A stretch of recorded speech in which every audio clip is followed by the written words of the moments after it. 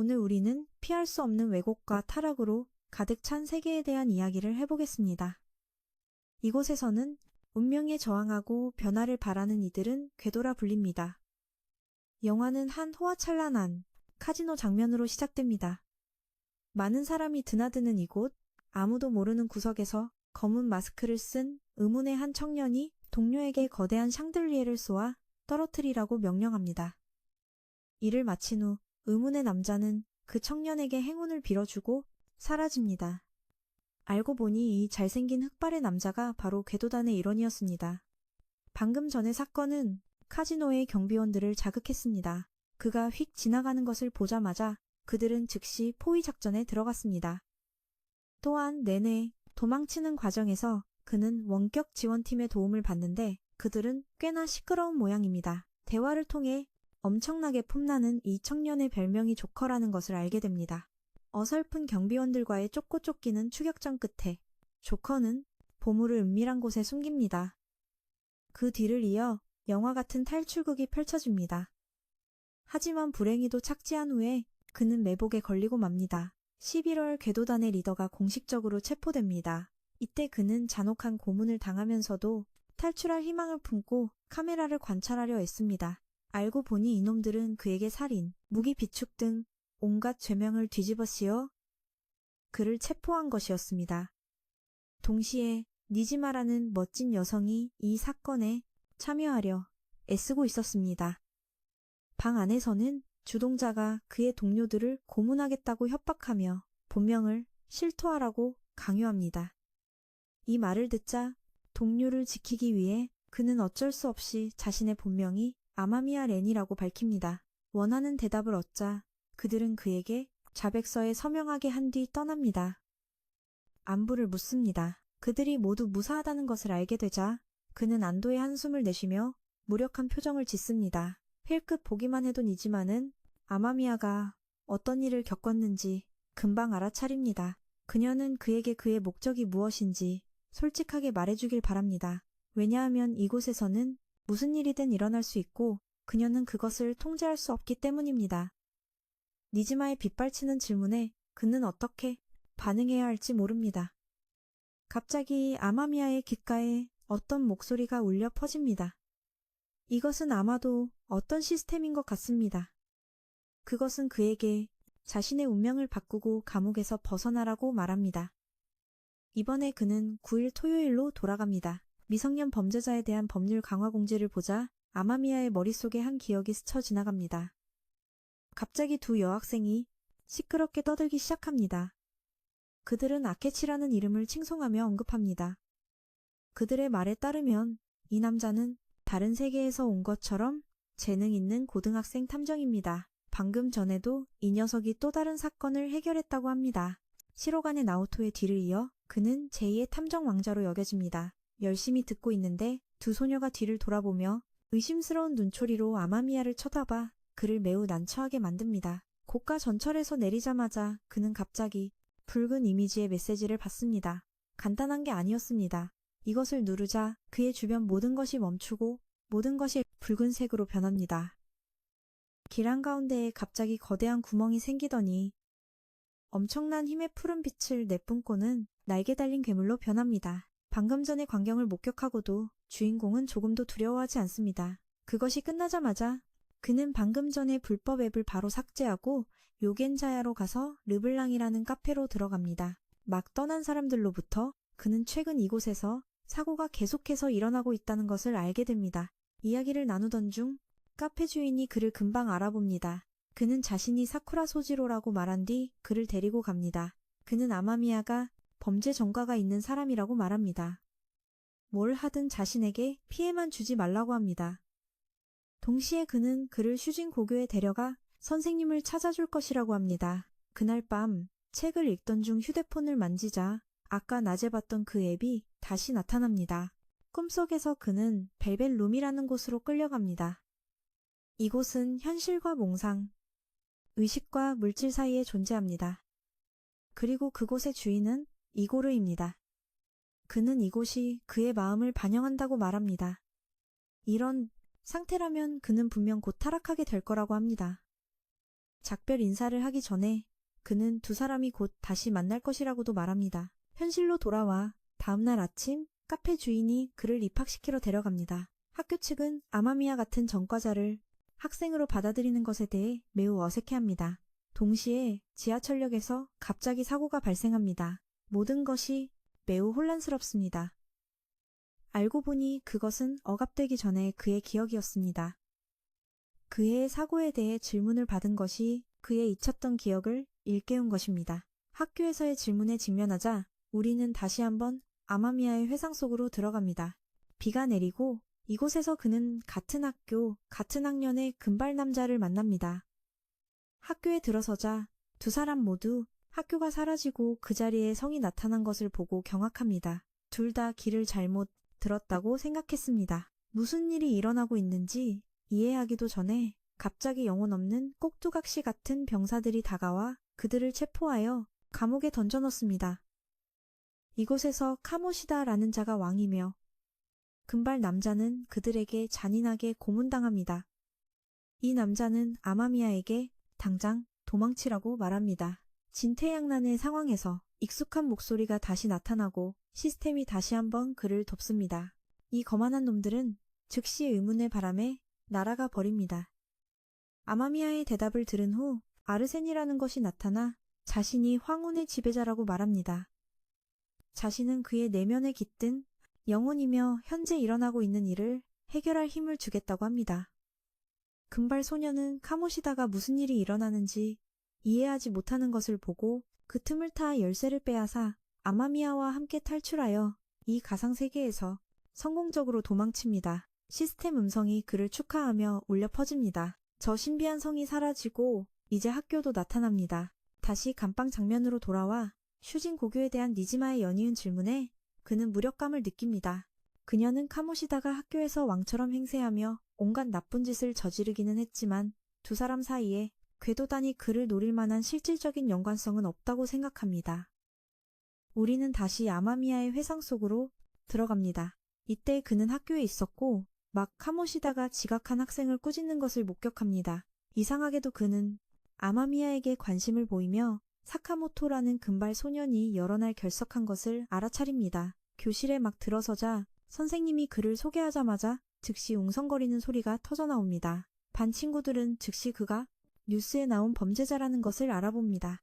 선생님은 우리 주인공의 자리를 회색 머리 소녀 바로 뒤에 배정합니다. 그가 전날 기차역에서 만났던 소녀입니다. 동시에 타카마키라는 그 소녀도 그를 알아봅니다. 그 말을 듣자 반 전체가 왜 두 사람이 서로 아는지에 대해 더욱 수군거리며 타카마키가 카모시다 선생님을 배신했다고 생각합니다. 점심시간에 그는 서둘러 음식을 사러 갑니다. 가게의 마지막 빵을 사던 중 그는 친구 사카모토를 마주칩니다. 잠시 후 옥상에서 그들은 빵을 반씩 나눠 먹고 금발 남자가 아마미야의 과거에 대해 이야기하며 두 사람이 같은 처지라고 말합니다. 사카모토는 그에게 성에 대해 아직 기억하는지 물으며 동시에 카모시다의 악명에 대해 이야기합니다. 하지만 아무도 감히 아무 말도 못합니다. 그가 배구부를 전국 수준으로 끌어올린 사람이고 그는 항상 친절한 척하기 때문입니다. 그것이 카모시다가 성의 왕이라는 모습이 매우 현실적으로 느껴지는 이유입니다. 집에 막 돌아오자 카페 주인이 학교에서 방금 전화가 왔다며 그곳 밖에서는 더 이상 문제를 일으키지 말라고 당부합니다. 더는 그 같은 사람을 받아줄 학교는 없을 거라고 합니다. 자기 방으로 올라간 아마미야는 침대에 누워 성과, 카모시다, 그리고 황혼의 지배자 아르센에 대한 생각에 잠깁니다. 다시 한번 우리는 주인공의 꿈속으로 들어갑니다. 그는 간수가 말했듯이 벨벳 감옥으로 돌아왔습니다. 이고르는 그가 새로운 특별한 힘을 각성했으며 동시에 그의 갱생이 마침내 시작될 수 있음을 암시합니다. 또한 그는 이 세계 내비라는 것에 대해 언급하며 그것을 준 사람이 바로 자신이라고 말합니다. 그가 포로로 잡혀있기 때문입니다. 이 길을 계속 간다면 아마미야는 타락의 운명에서 벗어날 수 없을 것입니다. 하지만 만약 그가 그 내비게이터가 될 수 있다면 그의 말을 다 듣기도 전에 우리 주인공은 현실 세계로 다시 끌려 나옵니다. 학교로 가는 길에 그는 다시 한번 저 이상한 앱을 봅니다. 체육 시간에 카모시다 선생님은 그가 너무 약하다고 생각하며 타카마키를 힐끗 쳐다본 후 우리 잘생긴 주인공의 얼굴에 공을 정통으로 맞춰 그를 운동장에 쓰러뜨립니다. 하지만 이번에 그를 쳐다보는 아마미야의 눈빛은 이전처럼 평온하지 않고 강철처럼 변합니다. 깜짝 놀란 이 녀석은 다른 학생을 끌어내 그를 대신하게 합니다. 잠시 후 우리 주인공은 사카모토가 그가 한 일 때문에 친구들에게 카모시다의 주의를 끌고 있다며 책망받는 것을 발견합니다. 친구들은 모두 그 교활한 늙은이와 원수지간이 되지 말라고 조언합니다. 잠시 후 옥상에서 두 사람은 다시 그 체육 선생님과 성에 대한 의문에 대해 잡담을 나누기 시작합니다. 자신의 추측을 확인하기 위해 그들은 다시 한번 저 성으로 돌아가기로 결심합니다. 이 세계 내비로 다시 한번. 몇 초 후 그들은 팰리스에 진입했습니다. 그 시각 타카마키는 친구를 위로하고 있었습니다. 아주 진심 어린 격려의 말로요. 친구와 즐겁게 이야기하던 중 카모시다의 방해를 받고 바로 도망쳤습니다. 뜻대로 되지 않자 그는 그녀의 친구를 쏘아보았습니다. 성 안에서 그들은 증거를 찾은 듯 했습니다. 카모시다가 학생들을 괴롭힌다는 증거를요. 갑자기 이 일에 엮이지 말라는 경고의 목소리가 들려왔습니다. 그들은 진짜 사람이 아니었습니다. 진짜 사람이 아니라 그냥 인형일 뿐이었죠. 알고 보니 모르가나라는 말하는 고양이가 구출되기 위해 유용한 정보를 주려하고 있었습니다. 거래에 동의한 아마미야는 즉시 고양이를 풀어주었습니다. 팰리스에 대한 자세한 정보를 들으려던 참에 경비병들이 갑자기 들이닥쳤습니다. 도망치다 막다른 길에 몰렸을 때 그들은 저 변태를 보았습니다. 바보 같은 옷을 입고 높은 곳에서 내려다보고 있었죠. 모르가나는 그가 두 사람이 알던 존재가 아니라고 설명했습니다. 이것은 카모시다 안에 숨겨진 어두운 욕망일 뿐이라고요. 그때 그놈이 사카모토를 조롱하기 시작했습니다. 그의 과거를 들추며 육상부의 배신자라고 불렀습니다. 이 말에 사카모토는 말을 잇지 못했습니다. 그의 군대는 수적으로 우세하여 세 사람을 금방 제압했습니다. 그때 아마미야가 용기를 북돋아 주었습니다. 사카모토가 맞서 싸울 수 있도록요. 정의를 위해 싸우던 중 사카모토는 우연히 페르소나를 각성했습니다. 그것은 인간의 마음속에 갇혀있던 반역의 영혼이었습니다. 내면의 자아와 싸움 끝에 금발 소녀는 갑자기 아주 멋진 모습으로 변했습니다. 사카모토는 아마미야와 그들의 페르소나와 힘을 합쳐 그 쓰레기놈의 군대를 혼쭐내 주었습니다. 하지만 적의 수가 너무 많아 후퇴할 수밖에 없었습니다. 도망친 후 모르가나는 두 사람과 작별하며 다시 만날 날을 기약했습니다. 몇 초 후 두 사람은 현실 세계로 돌아왔습니다. 잠시 후 아마미야와 사카모토는 식당에 앉아 있었습니다. 그때 사카모토가 잘생긴 주인공의 보호관찰 처분에 대해 물었습니다. 그날 밤의 일이었습니다. 정의감이 솟아나 한 여자를 구하려다 실수로 다른 사람을 다치게 해 억울한 누명을 썼던 것입니다. 그 생각을 하기도 전에 옆에 있던 친구가 밥을 먹으며 그의 처지를 안타까워했습니다. 잠시 우정과 의리에 대해 한참 설교한 후 금발머리는 마침내 자신의 성과 이름을 밝혔습니다. 그는 바로 사카모토 류지였습니다. 그는 자신을 류지라고 불러달라며 아마미야를 렌이라고 불렀습니다. 이전 화에서 그들은 모르가나라는 고양이를 만났고 류지는 내면에 잠재된 반역의 영혼을 해방했습니다. 현실 세계로 돌아온 후 카모시다라는 쓰레기의 팰리스에서 전투를 치른 후 그들은 함께 식사를 하며 더욱 친해졌습니다. 아주 많이요. 이번 화는 벨벳룸에서 간수의 목소리로 시작됩니다. 그는 렌을 칭찬하며 설명했습니다. 그들이 팰리스라고 부르는 곳은 사실 또 다른 현실이라고요. 그것은 욕망에 사로잡힌 자들의 마음에서 생겨난 것이라고. 다시 말해 학교는 그의 성이고 학생들은 노예였습니다. 그 남자의 욕망에 놀아나는 인형처럼요. 이곳의 모두는 아마미야 렌이 그 불가침의 영역에 도전하기를 기다리고 있습니다. 지하철역에서 친구를 만나 성에 대한 이야기와 배구부 부원이 카모시다에게 성추행을 당했다는 의혹에 대해 이야기했습니다. 류지가 너무 크게 말하는 바람에 탐정 왕자의 주의를 끌었습니다. 배구부에서는 타카마키가 한쪽 구석에 멍하니 앉아 있었지만 여전히 눈에 띄었습니다. 점심시간, 학생들은 오후 첫 경기에 참가했습니다. 그 시각, 두 친구는 그 쓰레기가 다른 사람들을 학대했다는 증거를 찾기 위해 사방을 돌아다녔지만 모두 허사였습니다. 그때 타카마키는 밖에서 시오와 잡담을 나누며 그녀가 다른 사람 걱정은 그만하고 자기 자신을 좀 돌아봤으면 했습니다. 그 후 이야기하던 중 류지가 다가와 배구부에 대해 물었습니다. 그러자 타카마키가 나서서 막았습니다. 그녀는 시오가 전국대회에 집중하고 있으니 방해하지 말아달라고 말했습니다. 친구의 집중을 흐트러뜨리지 말라고요. 스즈이의 안전이 걱정된 금발머리는 돕기로 결심했습니다. 하지만 그녀가 뭐라고 말하기도 전에 타카마키가 친구를 거칠게 끌고 가버렸습니다. 다시 감옥 장면으로 돌아와 니지마는 원하는 대답을 얻었습니다. 그녀는 이야기를 분석하기 시작했습니다. 다시 한번 그녀는 아마미야에게 자신의 기억을 파헤치도록 만들었습니다. 하지만 이번에는 결과가 없었습니다. 그 시절로 돌아가 지하철역에서 그는 타카마키가 어떤 남자에게 가차 없이 쫓겨나는 것을 목격했습니다. 그녀가 급히 달려가는 것을 보고 그는 즉시 뒤쫓아갔습니다. 마침 듣게 된 그녀의 대화는 쓰레기 카모시다와의 대화였습니다. 알고 보니 그놈이 그녀의 친구 시오에게 주전자리를 주지 않겠다고 협박하고 있었습니다. 이 말에 타카마키는 무력하게 무릎을 꿇었습니다. 고개를 들자 렌이 보였습니다. 그녀는 그가 자신의 대화를 엿들은 것에 대해 격렬하게 반응했지만 할 말이 너무 많아 두 사람은 카페에 들어가 이야기를 나누었습니다. 그녀는 자신과 그 쓰레기의 관계가 사람들이 생각하는 것과 전혀 다르다고 말했습니다. 언제부터인지 그놈은 타카마키와 시오가 친구라는 것을 알게 되었습니다. 그는 그녀에게 시오가 너무 감정적이라 팀에 있을 수 없다고 말했습니다. 그때부터 그는 항상 이 핑계를 대며 그녀를 괴롭혔습니다. 전날에는 타카마키를 자기 집으로 부르기까지 했습니다. 정말 너무했죠. 이번에는 정말 더 이상 그의 손에 놀아나는 인형이 되고 싶지 않았지만 친구를 생각하면 정말 어떻게 해야 할지 몰랐습니다. 그 시각 쓰레기 카모시다는 또 더러운 짓을 계획하고 있었습니다. 그는 전령을 시켜 시오를 사무실로 불렀습니다. 그날 밤 렌은 다시 침대에 누워 생각에 잠겨 있었습니다. 알고 보니 밖에서 학교 운동장에서 아마미야는 다른 모습의 모르가나를 다시 만났습니다. 모르가나는 두 사람에게 거래를 제안했습니다.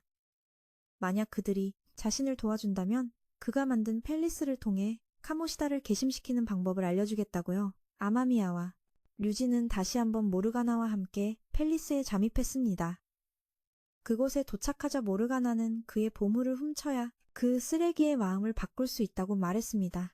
그렇게 하려면 아마미야는 그가 보물이 위협받고 있다고 느끼게 만들어야 했습니다. 그래야 보물이 현실화되어 훔칠 수 있었습니다. 보물을 도둑맞으면 현실의 카모시다는 성 안에서 일어난 일은 전혀 모른 채 괘씸하게 될 것이라고요. 생각에 잠겨 있는데 갑자기 우리의 잘생긴 주인공이 한 소녀의 비명소리를 들었습니다. 달려가 보니 바로 타카마키였습니다. 그녀는 아마 그가 이색의 내비를 열 때 근처에 있었나 봅니다. 카모시다의 변태적이고 무서운 모습에 타카마키는 공포에 질려 비명을 지르며 발버둥 쳤습니다. 갑자기 싸우라는 목소리가 들려왔습니다. 자신과 친구가 오랫동안 견뎌온 모든 일을 떠올리며 이번에는 타카마키가 맞서 싸우기로 결심했습니다. 계약이 성공적으로 체결되자 타카마키는 공식적으로 내면의 반역의 영혼을 해방했습니다. 이로써 또 한 명의 인물이 자신의 페르소나를 성공적으로 각성했습니다. 그들은 즉시 서로의 뜻을 이해하고 팀을 결성했습니다. 세 사람은 온 힘을 다해 그 쓰레기의 병사들을 속수무책으로 만들었습니다. 이를 본 카모시다는 비겁한 본성대로 즉시 도망쳤고 일행이 자신을 잡지 못하게 병력을 더 보낸 뒤 계속 도망쳤습니다. 상황이 여의치 않다고 판단한 친구들은 이곳을 떠나 곧 다시 돌아오기로 하고 이색의 내비에서 나왔습니다. 타카마키는 방금 일어난 일에 매우 놀랐습니다. 그녀를 안심시킨 후 류지는 아주 멋진 궤도단을 만들 수 있다고 말했습니다. 자신이 그들과 한 배를 탔고 카모시다를 무너뜨린다는 공동의 목표가 있다는 것을 깨닫고 타카마키는 즉시 동의했습니다. 각자 헤어지기 전에 그들은 서로 연락처를 교환했습니다. 그날 밤 세 사람의 단체 채팅방은 매우 활기찼습니다. 류지와 타카마키는 그룹 이름을 어떻게 멋지게 지을지 고민하고 있었습니다. 한참 논의한 끝에 마침내 마음의 궤도단이라는 이름이 정해졌습니다. 이전 화에서 타카마키는 내면의 반역의 영혼을 각성하고 두 친구 아마미야, 류지와 함께 궤도단이라는 모임을 결성했습니다. 궤도 고양이 모르가나와 함께요. 이번 화는 쓰레기 카모시다에게 보내는 협박 전단지로 시작됩니다. 알고 보니 이것은 그룹의 사카모토가 만든 걸작이었습니다. 예쁜 여자에게 뽐내려던 참에 타카마키가 그를 보고 어른인 척하는 중2병 같다고 말했습니다. 모르가나도 동의했습니다. 몇 초 후 카모시다가 다가와 세 사람을 위협하더니 팰리스에서처럼 변태적인 모습으로 변해 그들에게 도전했습니다. 잠시 후 옥상에서 궤도단은 그 쓰레기가 자신의 보물이 노려지고 있다는 것을 점차 인식하고 있다고 생각했습니다. 모르가나의 말에 따르면 예고장이 그것을 훔치는 데 도움이 될 것이라고 했습니다. 분명했기에 일행도 철저히 준비해야 했습니다. 대화를 마친 후 그들은 한밤중에 행동하기로 약속했습니다. 잠시 후 아마미야는 모르가나와 류지를 무기 상점으로 데려갔지만 너무 비싸서 아무것도 사지 못했습니다. 집에 막 돌아왔을 때 아마미야는 자신을 실험 대상으로 삼으려는 이상한 여의사를 만났습니다. 그녀는 그에게 약 봉지를 주며 말했습니다. 피곤할 때 써보라면서 대신 효능을 보고해달라고 말하고는 떠났는데 그게 약간의 부작용이 있을 수 있다고 경고했다. 방에 도착하자 모르가나는 이곳이 창고 같다며 너를 훈련시켜 진정한 궤도로 만들어주겠다고 했다. 약속대로 그날 밤 세 사람은 동시에 나타났다. 모르가나는 한번 쓱 보더니 이곳의 경비가 강화된 것을 바로 알아차렸다. 카모시다의 군대와 싸우던 중 세 사람은 서로에게 코드네임을 지어주기로 했다. 류지의 코드네임은 스컬, 타카마키는 펜서라는 이름을 썼다. 아마미야 차례가 되자 아이디어가 떠오르지 않아 일단 보류했다. 보물 앞에 선 궤도단은 카모시다가 설치해둔 함정에 깜짝 놀랐다. 모르가나는 불가능한 건 아니지만 통과하려면 특별한 열쇠가 필요하다고 말했다. 잠시 후 타카마키가 경비의 주의를 끈 덕분에 류지는 섀도로부터 열쇠를 훔치는 데 성공했다. 그때 그 5단에서 한 픽시가 튀어나와 류지를 마구욕했다. 하지만 한창 욕을 하던 중 우리의 잘생긴 주인공이 감사의 말을 전하자 그녀에게 고마워했다. 아, 이 말을 듣자 픽시는 문득 자신이 쓰레기 카모시다에게 속한 게 아니라 인간의 마음의 바다를 건너온 픽시라는 걸 기억해내고는 휙 사라졌다. 몇 초 후 그들은 보물이 있는 곳에 도착해 보스인 카모시다와 마주쳤다. 그는 학생들이 스스로 자신을 찾아왔으며 모두 자신의 성공에 기대고 싶어 했다고 주장했다. 말을 마친 그는 징그럽게 긴 혀를 가진 보라색 괴물로 변했다. 그리고 공격을 날려 류지를 날려버렸다. 상황이 좋지 않다고 판단한 궤도단은 즉시 연막탄을 써서 탈출했다. 그들은 한쪽 구석에 숨어 전략을 짰다. 다시 전투로 돌아와 이때는 아마미야, 타카마키, 그리고 모르가나만이 악마와 싸우고 있었다. 그들은 스컬이 무서워서 도망쳤다고 말했지만 사실 그는 행동할 기회를 엿보며 한쪽에 숨어 있었다. 더 이상 시간을 끌지 않고 세 사람은 동시에 공격을 퍼부었고 욕망의 악마는 손쓸 틈도 없이 고통스럽게 소리쳤다. 하지만 그는 즉시 정체불명의 무언가를 먹으며 에너지를 회복했다. 이기려면 그가 회복하기 위해 먹는 것을 파괴해야만 했다. 악마가 회복하기 위해 먹는 것을 말이다.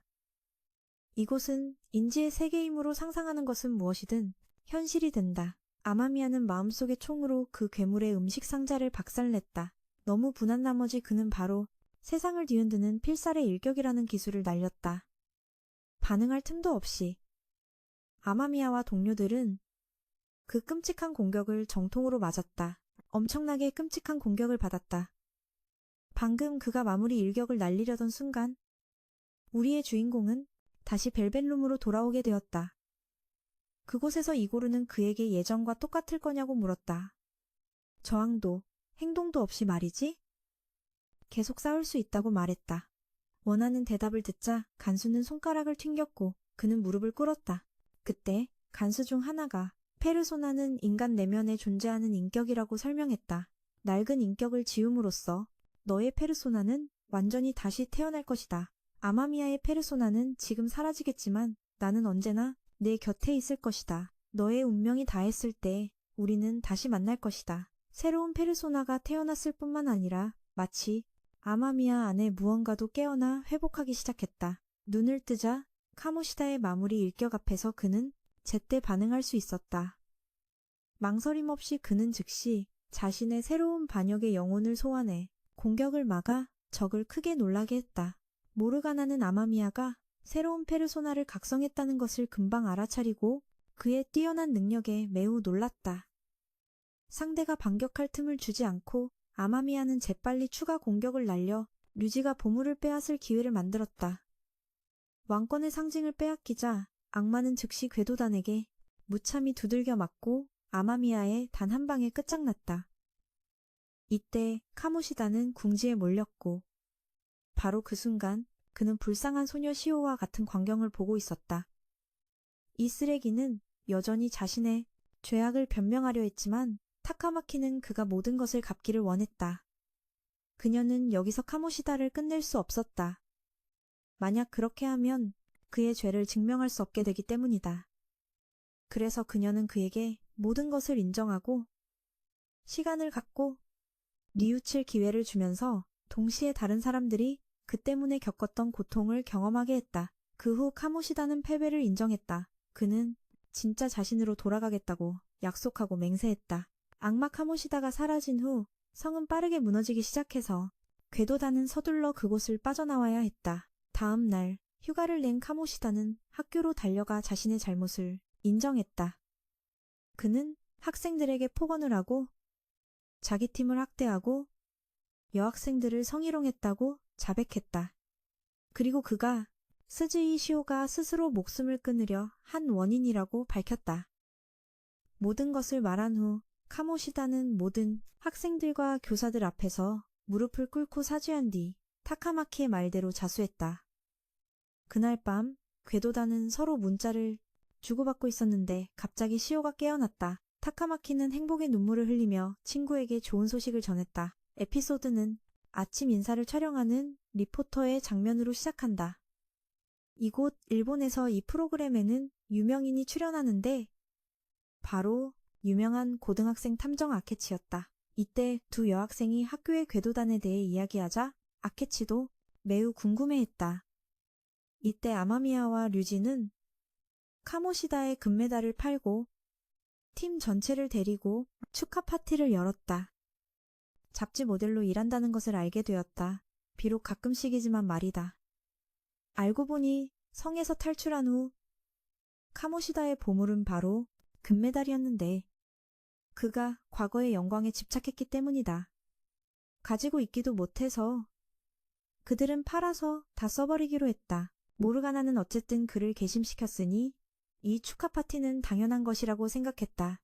모든 것이 순조롭게 진행되고 있었다. 너무 배가 불러서 아마미야는 유지와 함께 화장실에 가야 했다. 타카마키에게 돌아가던 중 그들은 검은 옷을 입은 무리를 마주쳤는데 대머리가 보스인 듯했다. 그는 시끄럽고 불쾌하게 말했으며 심지어 류지를 모욕하기까지 했다. 동시에 타카마키는 디저트를 고르고 있었는데 갑자기 한 할머니가 일부러 그녀에게 부딪히고는 되려 그녀 탓을 하며 보상을 요구했다. 주위의 수군거림은 모두 타카마키 같은 젊은 여자는 이런 일을 당해도 싸다며 그녀를 향해 조롱하는 말을 던졌다. 그녀는 매우 슬퍼했다. 바로 그때 아마미야와 류지가 도착했다.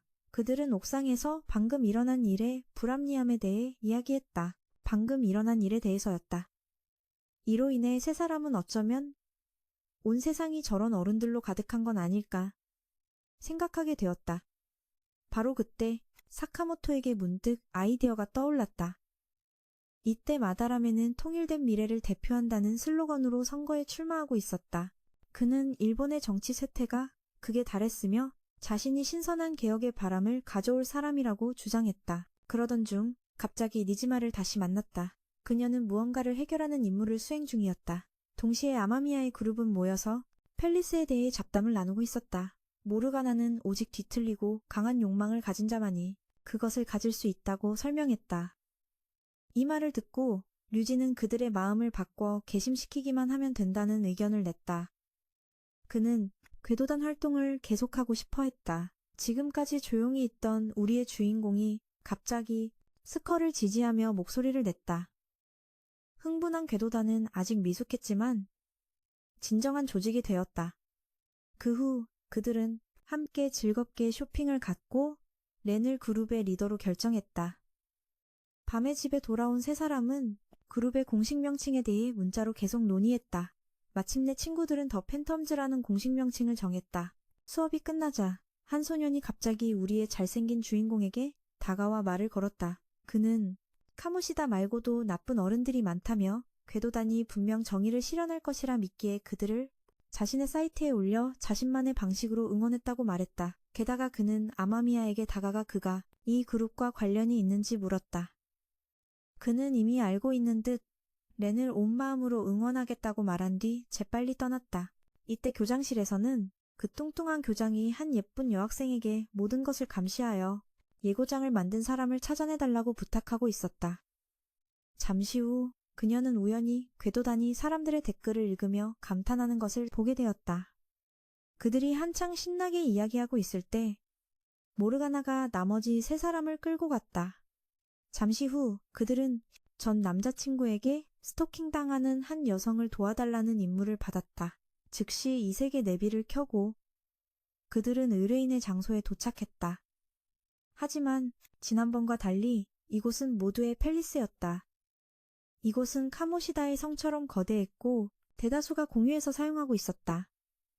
그 후 모르가나는 차로 변신해 모두를 태우고 거대한 성 안을 달렸다. 길을 가는 동안 그들은 수많은 이상한 것들과 마주쳤고 물론 이곳은 모두의 공동공간이라서 많은 섀도들이 있었다. 잠시 후 일행은 전 여자친구를 스토킹하던 나카노하라를 발견했다. 만나자마자 그는 꼰대 기질을 드러냈는데 인성은 별로지만 망상은 심했습니다.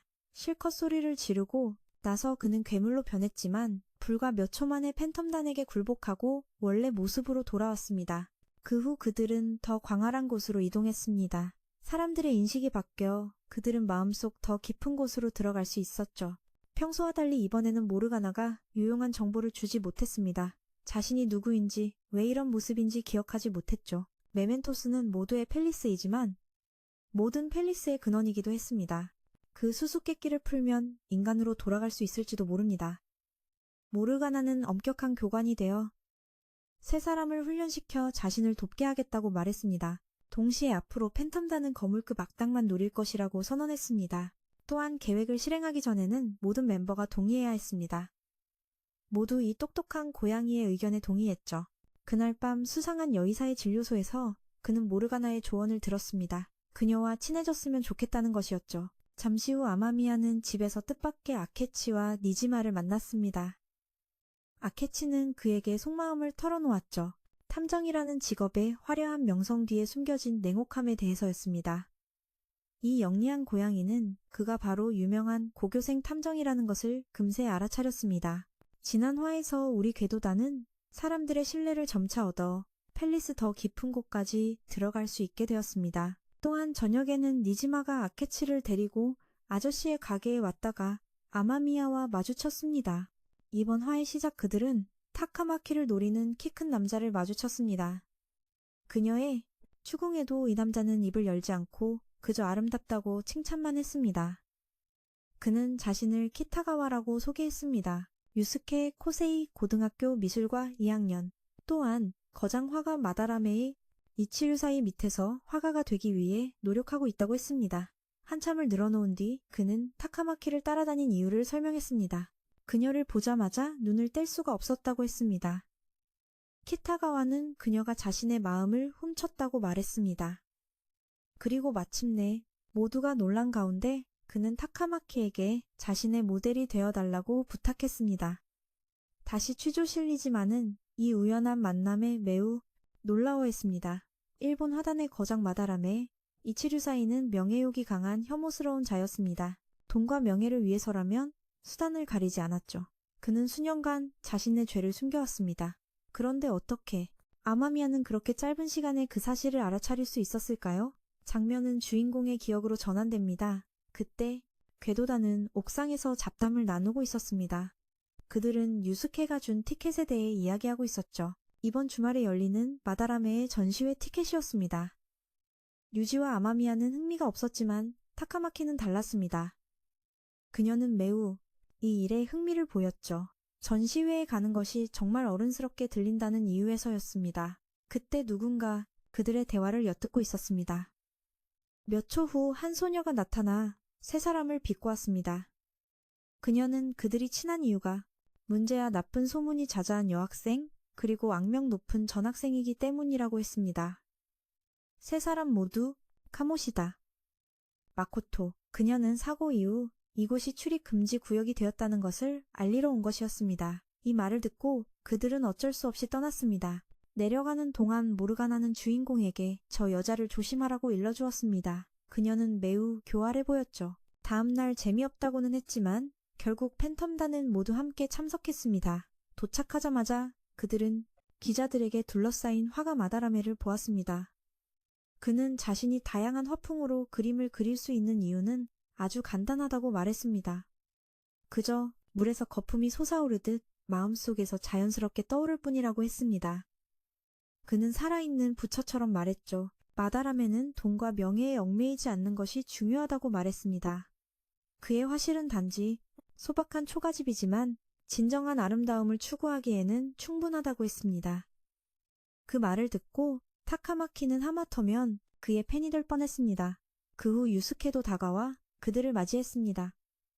그림을 감상하던 중 타카마키의 눈길을 끄는 그림이 있었습니다. 알고 보니 그녀는 TV에서 그 그림을 본 적이 있었고 특별하다고 느껴 직접 보기를 고대하고 있었습니다. 그녀는 계속해서 화가를 칭찬했습니다. 하지만 이때 유스케는 매우 불만스러운 표정으로 그녀를 다른 곳으로 데려갔습니다. 잠시 후 세 사람은 밖에서 다시 만났습니다. 그녀가 다가오자 아마미야는 바로 궤도 채널의 고발 내용을 보여주었습니다. 화가의 초가집이라는 말이 우리의 잘생긴 주인공의 마음을 불편하게 했습니다. 게시자는 일본 화단의 거장이 문화생의 작품을 도작했다고 주장했습니다. 그는 문화생들을 초가집에 살게 하고 노예처럼 부렸습니다. 그는 강요만 할 뿐 아무것도 가르치지 않았으며 심지어 그들을 인간이 아닌 개처럼 다뤘습니다. 이 말을 듣고 논의 끝에 그들은 이 사건을 철저히 조사한 후에 행동하기로 결정했습니다. 모델을 서기 위한 주소를 받은 뒤 이 문화생에게서 그림 모델을 설 주소를 받고 일행은 즉시 약속 장소로 향했습니다. 모두 그의 거처가 정말로 매우 허름해서 놀랐습니다. 타카마키가 온 것을 알자 그는 즉시 달려 내려왔습니다. 류지와 아마미야도 함께 있는 것을 보고 그는 즉시 실망한 표정을 지었습니다. 그를 보자마자 스컬은 바로 유스케에게 인터넷 소문에 대해 질문했습니다. 그러자 그는 즉시 소문을 부인하며 자신의 스승을 감쌌습니다. 그는 자신이 원래 가족이 없었는데 화가 스승님이 자신을 거두어 지금까지 키워주셨다고 했습니다. 그러면서 감히 류지가 은인에 대해 함부로 말한다면 대가를 치르게 하겠다고 했습니다. 막 싸움이 벌어지려던 때에 마다라메가 나와서 중재했습니다. 이때 그는 마치 연꽃 자대만 없는 보살 같았습니다. 한참을 이야기한 후 그는 세 사람을 집으로 초대했습니다. 안에 들어가자 유스케는 재빨리 증거를 내놓으며 스승에 대한 생각을 바꾸길 바랐습니다. 갑자기 모르가나가 튀어나와 주변을 둘러보고 싶다고 말했습니다. 그 직후 타카마키는 문화생에게 불려갔습니다. 그는 그녀에게 마다라메의 여성 그림을 보여주며 말했습니다. 바로 이 걸작이 자신을 화가의 길로 이끌었다고요. 말을 마친 유스케는 고개를 숙이며 그녀가 자신의 모델이 되어 그 아름다움을 함께 추구해주길 바랐습니다. 그 후 그는 할 일이 있다며 그들을 밖으로 배웅했습니다. 문을 나서자 타카마키는 스승에 대한 문화생의 존경심에 감탄했습니다. 그들은 마치 역으로 당한 듯한 느낌이었죠. 막 돌아가려던 참에 이세계 내비가 반응하기 시작했습니다. 모르가나는 모두에게 확인해보라고 권했습니다. 어쩌면 마다라메의 욕망이 팰리스를 만들 만큼 클지도 모른다고요. 몇 초간 생각한 후 아마미야는 장소를 박물관으로 선택했고 진짜 성이 그들 눈앞에 나타났습니다. 호기심이 생긴 주인공 일행은 서둘러 조사에 나섰습니다. 진실을 알아내기 위해 사방을 돌아다녔지만 아무 성과도 없었습니다.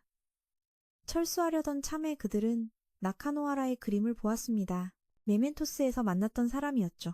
갑자기 만족감에 찬 목소리가 울려 퍼졌습니다. 그 목소리는 쥐새끼들 앞에서 고개를 숙이게 하는 것이야말로 은밀한 곳에서 권력을 사용하는 전통적인 방법이라고 했습니다. 궤도단은 이 위선적인 쓰레기의 욕망을 완전히 꿰뚫어 보았습니다. 그는 유스케를 죽을 때까지 착취하고 싶어 했습니다. 스스로 상상해낸 칭찬과 함께요. 마다라메의 욕망은 점점 더 뚜렷해졌습니다. 너무 화가 난 스컬은 당장 행동에 나서 불쌍한 문화생 친구를 구하고 싶어 했습니다. 하지만 모르가나는 이 사건이 간단하지 않다고 생각했고 아마미야 또한 유스케 스스로가 인정하기를 바랐습니다. 다음 날 타카마키가 모델을 서는 동안 류지는 당장 진실을 알고 싶어 질문을 하려 했습니다. 하지만 유스케는 집중해야 한다며 그를 조용히 시켰습니다. 작업하는 동안 그는 감정이 없는 기계 같았습니다. 갑자기 그는 타카마키가 옷을 입고 있는 상태에서는 누드화를 그릴 수 없다고 말했습니다. 그 말을 듣고 모두 경악했습니다. 아마미야가 도울 수 있다고 했음에도 불구하고 스승의 죄를 변명하려 애썼습니다. 실컷 다툰 후 이 머저리는 궤도단 일행을 쫓아냈습니다. 다음날 그룹의 열성 팬 덕분에 아마미야는 다시 나카노하라 야스히코를 만나 그가 마음을 바꾸고 싶어하는 사람에 대해 물었습니다. 한편 사카모토도 엿듣고 있었죠. 나카노하라는 마다람의 화가가 문화생의 그림을 도작하여 발표하고 모든 공을 가로챈다고 말했습니다. 그 자신도 그의 문화생이었다고 했습니다. 부탁하기도 전에 고개를 들자 아무도 없었습니다. 그때 팬텀단은 옥상에 있었고 그들은 행동에 나서기로 결정했습니다. 즉시 행동하기로요. 리더는 다음 타겟이 마다라메라고 선언했습니다. 마다라메의 욕망에 팰리스 안 팬텀단이 예고장을 보내지 않았음에도 불구하고 이곳의 경비가 뜻밖의 강화되어 있었습니다. 모르가나는 이것이 보물이 정말 대단하다는 뜻이라고 말했습니다. 사방을 조사했지만 세 사람 모두 아무런 성과도 얻지 못했습니다. 어떠한 장치도 찾아내지 못했죠. 모르가나는 자신도 확인했지만 문에서 자물쇠를 발견하지 못했다고 보고했습니다. 이쯤 되자 궤도단이 본격적으로 계획을 세울 때가 되었다. 초가집에 도착한 세 사람은 몰래 미행하던 사람과 마주친다. 사진을 찍고 있었다. 그녀는 자신을 기자라고 소개했다. 마다라메에 대한 온갖 소문 때문에 직접 이곳에 와서 조사를 해야 했다고 한다. 귀찮은 일을 피하기 위해 류지는 그냥 지나가던 길일 뿐 그와는 아무 관계도 없다고 말한다. 하지만 그녀는 끈질기게 매달렸다. 그녀는 정보가 있으면 연락해달라고 말했다. 이 사람의 이름은 오야, 이치코. 둘 다 수상하다는 이유로 친구가 되자고 한다. 한편 안에서는 유스케와 타카마키가 서로에게 지난번 일에 대해 사과하고 있었다. 이번에 마다라메의 꼬리를 잡기 위해 그녀는 그의 제자가 누드화를 그리는 것에 동의했다. 다시 계획을 세우던 때로 돌아가서 정보를 수집한 후 그들은 오두막에 똑같은 디자인의 문이 있다는 것을 발견한다. 그 문에는 이상할 정도로 무거운 자물쇠가 달려 있었다. 어려운 점은 이 부분이다. 자물쇠를 열려면 마다라메의 인식을 문이 열리지 않는다고 바꾸어야 한다. 그의 눈앞에서 직접 열어야 하기에 타이밍이 매우 중요했다. 문제는 마다라메에게 보여줘야 한다는 것이다. 그러기 위해서는 그의 주의를 끌어야 했다.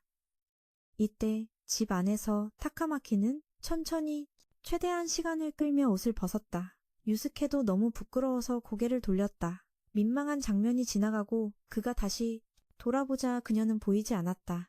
마지막 단계에 이르려던 찰나 다행히 마다라메가 돌아오는 순간 모르가나가 문을 따는 데 성공했다. 타카마키는 말없이 그를 비밀의 방으로 끌고 들어갔다. 그와 동시에 굳게 잠겨있던 팰리스의 문도 마침내 열렸다. 안에서 그들은 수많은 거대한 그림들을 보았고 그 안으로 들어갈 수 있다는 것을 깨닫고는 재빨리 뛰어들었다. 한편 마다라메는 그녀와 유스케를 오랫동안 잠겨있던 방에서 쫓아내고 있었다.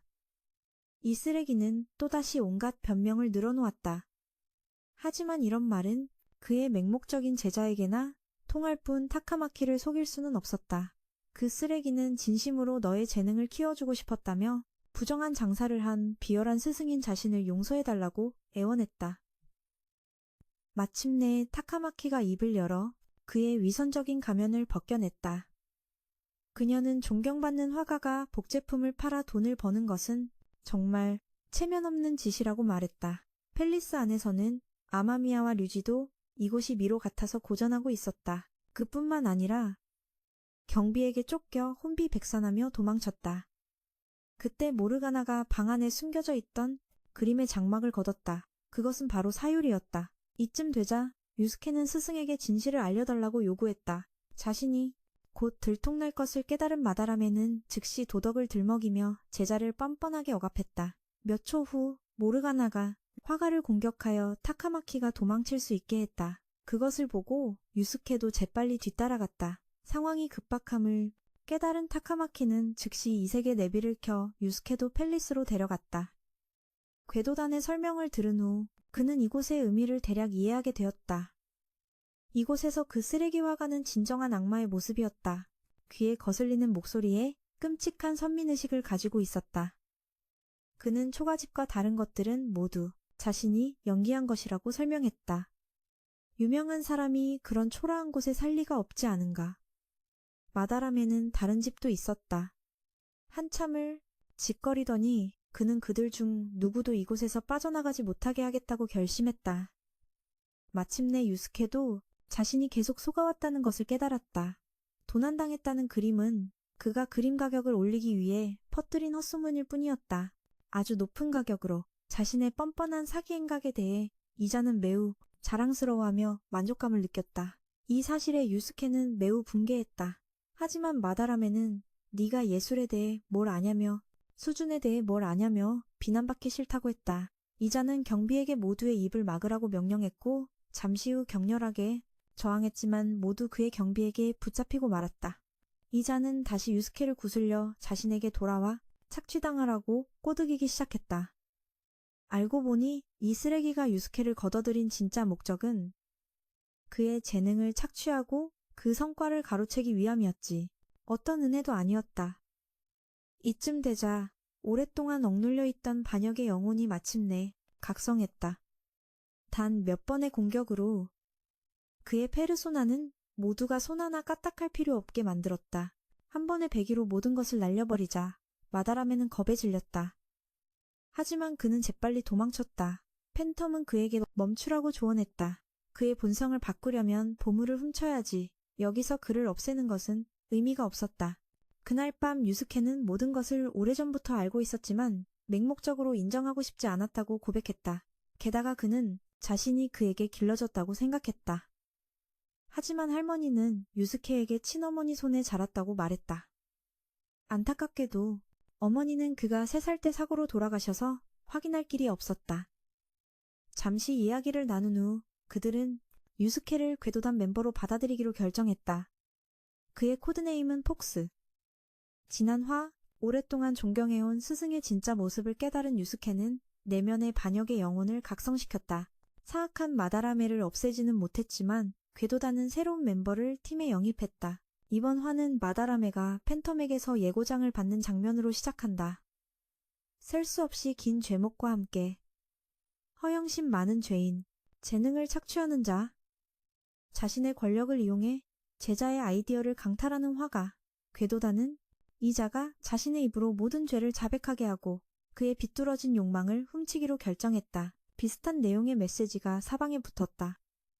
이 말을 들은 마다라메는 몹시 분노했고 자신이 발각될까봐 두려워했다.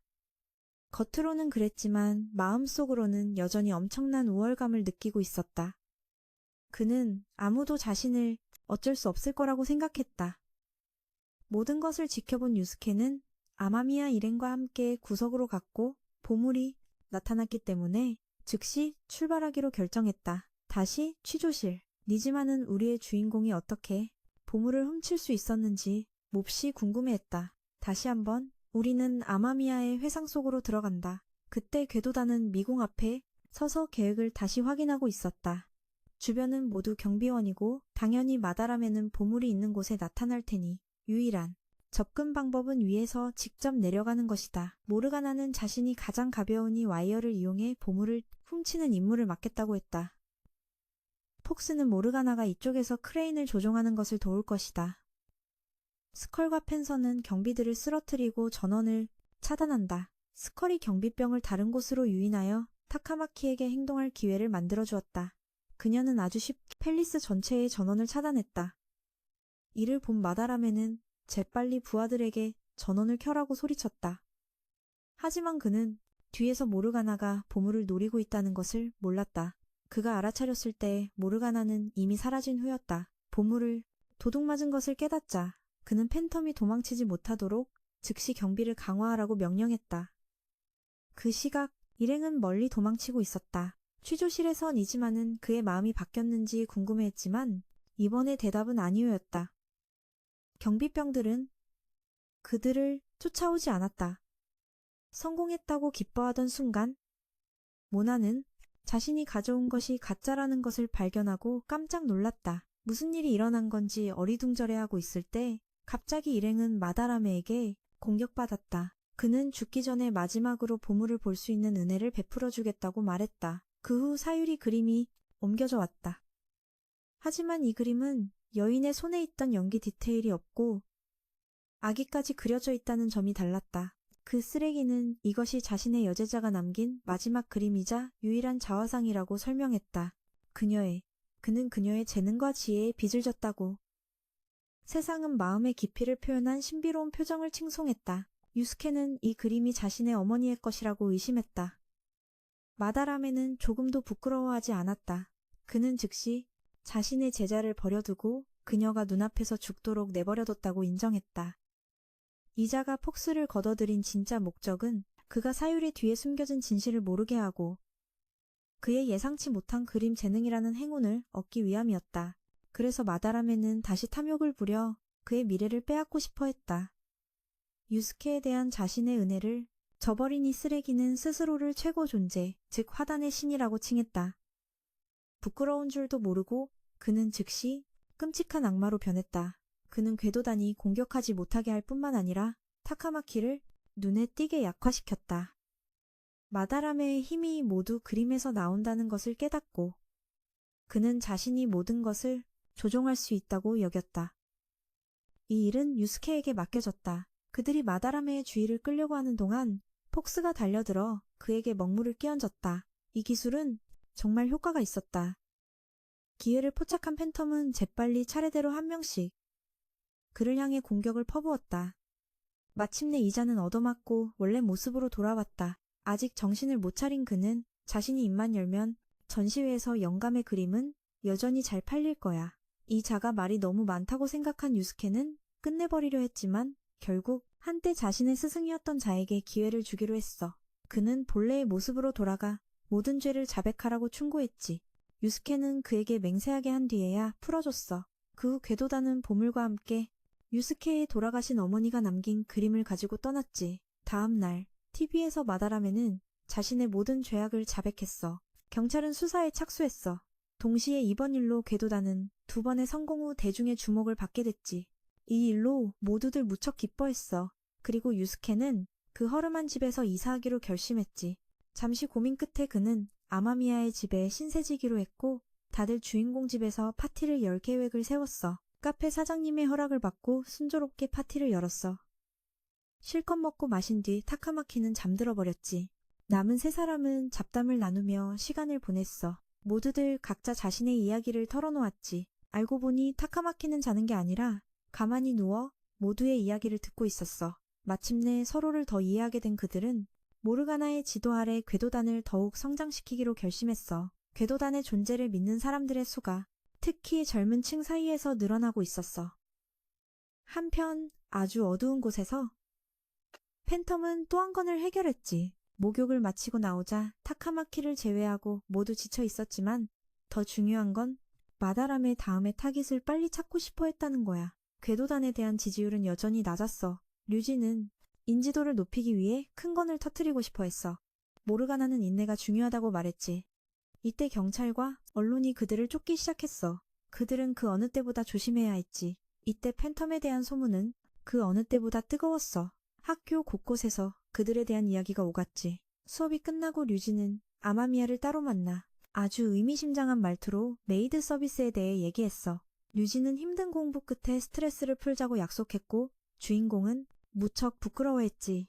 갑자기 궤도단의 열렬한 팬인 미시마가 같이 가고 싶다고 했어. 미시마는 그저 조사를 하고 싶을 뿐이라고 설명했어. 이 서비스가 정말 수상하게 들렸기 때문이지. 하지만 그의 얼굴은 새빨개졌고 말투도 무척 어색했어. 결국 아마미야도 동의했고 그들은 이 작전에 메이드 수색대라는 이름까지 붙였지. 그날 저녁, 그 이상한 여의사가 또다시 그에게 약 임상시험을 부탁했어. 그 후 아마미야가 약속 장소에 가보니 미시마가 먼저 와 있었어. 그는 궤도 채널을 자신의 사명으로 만들고 싶다고 했지. 농담인 줄 알았는데 진심이었어. 그들은 정말로 꿀처럼 달콤한 목소리의 메이드를 집에 불렀지. 너무 무서운 나머지 두 사람은 도망가고 주인공만 남겨졌어. 이 아가씨의 쏟아지는 질문 공세에 아마미야는 식은땀만 흘리며 입도 뻥끗 못하다가 금방 들키고 말았어. 알고 보니 그녀는 바로 이 고등학생들의 담임 선생님인 카와카미였지. 몇 마디 나눈 뒤 선생님은 떠나면서 아마미야에게 비밀을 지켜달라고 부탁했어. 이 일에 대해 말이야. 수업이 끝나고 그는 영어 담당 추노 선생님이 카와카미 선생님과 다투는 걸 봤어. 이번에는 아마미야가 담임 선생님을 도와주러 나섰지. 이 틈을 타 카와카미 선생님은 자신에게 보충 수업을 해주느라 많은 시간을 썼다고 말하며 자신의 수상한 아르바이트를 얼버무렸어. 이 말을 듣자 추노 선생님은 갑자기 카와카미를 이상적인 교사라며 칭찬하고 사과했어. 잠시 후 류지와 아마미야는 둘 다 숨을 헐떡이고 있었어. 알고 보니 사카모토가 할 일이 없는 틈을 타 다음 임무를 위해 주인공을 데리고 훈련을 한 거였지. 류지는 이곳이 자신의 비밀 훈련장이라고 했어. 육상부 시절부터 여기서 혼자 달리기를 연습했다는 거야. 그러던 중 갑자기 이상한 놈 2명이 달려와 스컬에게 육상을 그만두라며 새 팀에 넣어주지 않겠다고 했어. 사실 그는 걔들이 새 팀을 만든 줄도 몰랐지. 그날 밤 아마미야는 다시 메이드 서비스를 이용해 카와카미 선생님을 불렀어. 물어볼 게 있다는 거였지. 알고 보니 육상부에 관한 거였어. 선생님은 사카모토가 폭력적으로 변한 건 팀원들의 평화를 위해 참고 있었기 때문이라고 했어. 하지만 카모시다가 편모 가정이라는 이유로 그의 어머니를 모욕했지. 그제서야 류지는 삐뚤어졌던 거야. 게다가 새 육상부에는 고문이 생겼는데 이번엔 야마우치 선생님이었어. 그는 카모시다와 친한 사람이었지. 잠시 후 스컬과 조커는 야마우치가 있는 레스토랑에 도착했어. 들어가자마자 아마미야는 야마우치가 술에 취해 친구와 이야기하는 걸 엿들었어. 그는 육상부를 이용해서 슈진 고교를 다시 황금기로 되돌릴 거라고 했지. 말썽꾸러기들은 이미 처리했으니 걱정할 필요 없다고 말이야. 다음 날 친구 나카오카는 카모시다에게 자신들의 비밀을 말했다는 이유로 팀원들에게 비난받고 있었어. 괴롭힘을 당하지 않기 위해서였지. 류지가 나서서 말리다가 나카오카가 바로 카모시다에게 자기 엄마 얘기를 한 사람이란 걸 알게 됐어. 하지만 사카모토는 화내지 않고 오히려 새로운 육상부를 만들자고 제안했어. 그 빌어먹을 야마우치에게 의지하지 않고 말이야. 사카모토는 팀원들의 사기를 북돋우며 화가 풀릴 때까지 자기를 때려도 좋다고 했지. 농담인 줄 알았는데 다들 진짜로 때려서 류지는 식당에서 고통스러워했어. 류지는 아마미야가 곁에 있어서 다행이라고 부끄러운 듯한 목소리로 말했지. 다음 날 야마우치 선생이 더는 고문을 맞지 않을 거라는 정보가 확인되었어. 학교에서 영향력이 있는 추노 선생님이 이 일을 해결한 거야. 이번에는 예전 코치님이 돌아오실 거래. 카와카미의 말을 듣고 아마미야는 무척 기뻐했어. 그날 밤 빨래방에서 카와카미는 고개를 들어 하늘을 보다가 문득 육걸이 왔다는 걸 깨달았지. 지하철역에서 미시마는 아마미야에게 직업 체험을 어디로 갈지 정했냐고 물었어. 주인공은 아직 어디로 갈지 모르겠다고 했지. 미시마는 방송국에 갈 거라고 했어. 그때 아무도 모르는 구석에서 학생회장은 여전히 방송국에 온 아마미야를 지켜보고 있었어. 길을 걷던 타카마키는 갑자기 TV 출연 제의를 받고 깜짝 놀랐지. 그 아저씨는 아주 싹싹하게 자기 명함을 건넸어. 언제든 전화해도 좋다고 말이야. 녹화실 안에서 류지와 아마미야는 분명 견학 온 건데도 스태프처럼 일해야 했어. 투덜거리다가 불평하다가 예쁜 여자를 보더니 태도가 싹 바뀌어서는 금세 해벌쭉해졌어. 알고 보니 그녀는 쇼기계에서 아주 유명한 소녀였어. 잠시 후 친구들이 실컷 먹고 마시는 동안 미시마는 여전히 아이돌을 찾아다니고 있었지. 사카모토가 불평하자 모르가나는 평범하고 지루한 삶을 사는 것도 궤도 일의 일부라고 일깨워줬어. 오늘 오후에 녹화가 하나만 남았다는 걸 알자 류지는 마저 끝내기로 했지. 이 프로그램에는 고등학생 탐정 아케치가 게스트로 나왔어. 그는 금방 아래에 앉아 지켜보는 주인공을 보고 속으로 웃었지.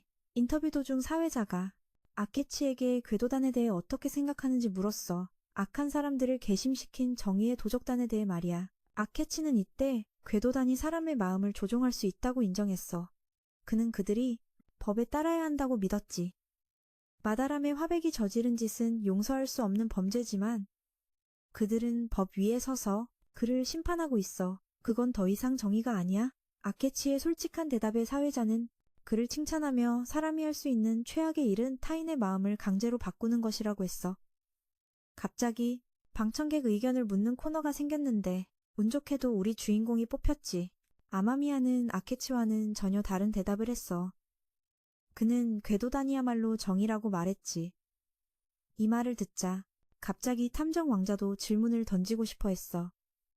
아케치는 아마미야에게 만약 당신과 가까운 사람이 갑자기 성격이 변한다면 그게 궤도단 때문이라고 생각하냐고 물었어. 아케치는 자문자답했지. 아니라고 말이야. 그들이 정의를 믿는다면 그런 일은 일어나지 않았을 거라고. 하지만 가장 중요한 문제는 그들이 어떻게 사람의 마음을 바꾸냐는 거지. 만약 그들이 정말 그런 능력을 가졌다면 그건 범죄를 저지르는 데 사용될 수도 있어. 한참을 말한 뒤 그 고등학생 탐정은 예를 들었어. 바로 올해 봄에 있었던 지하철 사고였지. 모두가 의아해하는 가운데 그는 그저 가설일 뿐이지만 무시해서는 안 된다고 암시했어. 궤도단의 존재는 삶의 불안을 가져올 수 있다는 거야. 동시에 아케치는 경찰과 협력해서 이 문제를 해결하고 있다고 선포했어.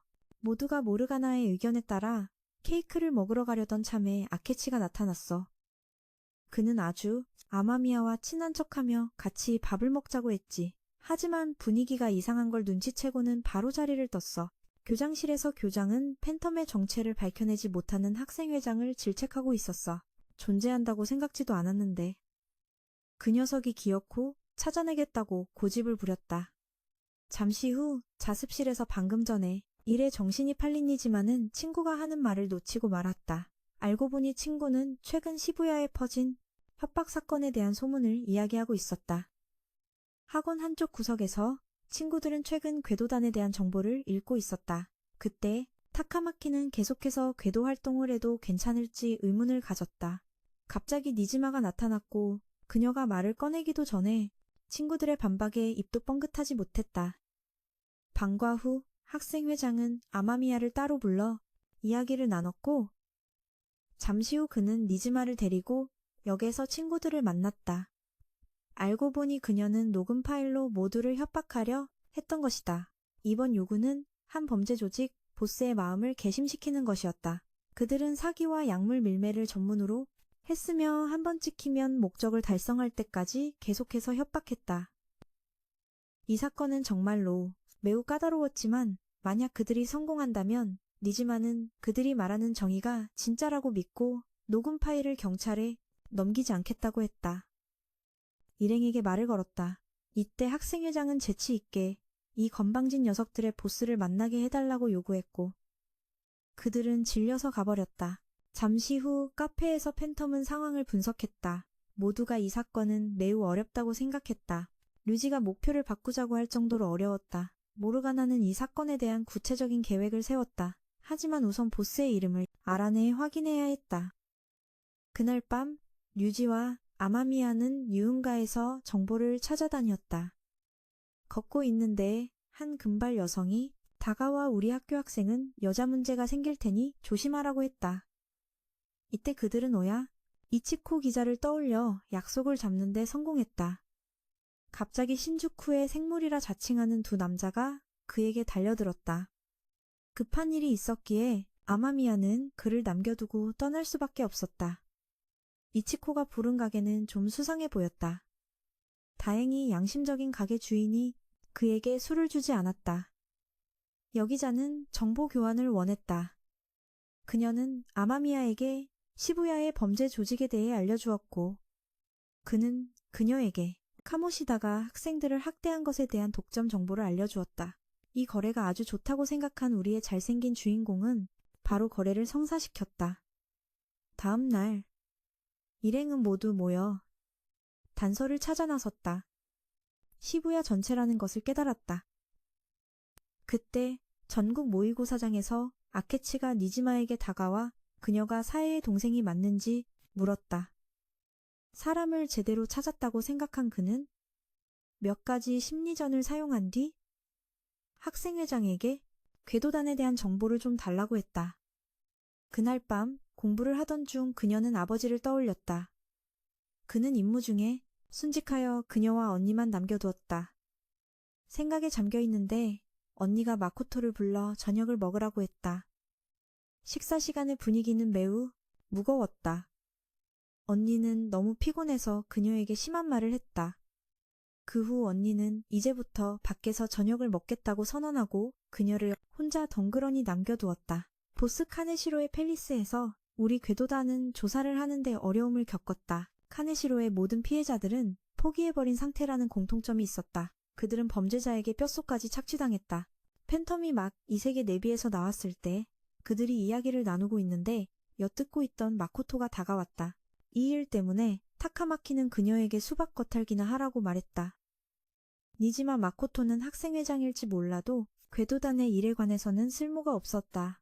갑자기 그녀는 모두에게 자기를 따라오라고 소리치고는 달려가 보스 카네시로를 만나러 갔다. 가면서 그녀는 몰래 통화를 녹음해서 모두에게 들려주었다. 안에 들어가자마자 마코토는 금방 들키고 말았다. 하지만 다행히 그때 일행도 도착했다. 우위를 점한 사악한 보스는 재빨리 그들의 사진을 찍고는 300만 엔을 주지 않으면 학교에 보내겠다고 말했다. 잠시 후 자신이 진짜 먹잇감이 되었고 카네시로의 팰리스에 갈 수 있다는 것을 깨달은 모두는 즉시 행동에 옮겨 마코토도 함께 데려갔다. 이 세계 내비로 들어갔다. 모두 다른 복장을 하고 있었기 때문에 학생회장은 순간 그들을 알아보지 못했다. 소개와 스스로의 생각 끝에 그녀는 이곳이 카네시로의 마음속 세계라는 것을 이해했다. 동시에 자신의 똑똑함으로 마코토는 마음을 훔친다는 것이 아마도 그들의 인식을 다시 쓰는 것이라는 걸 금방 깨달았다. 모르가나는 보물이라는 것을 훔치면 보스의 마음을 바꾸고 자백하게 만들 수 있다고 덧붙였다. 류지는 카네시로 같은 놈을 쓰러뜨리면 대중이 그들에게 주목할 것이기 때문에 팬텀은 성공할 것이라고 단언했다.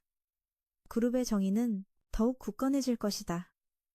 궤도단은 공경에 처한 사람들이 용기를 얻도록 도울 것이다.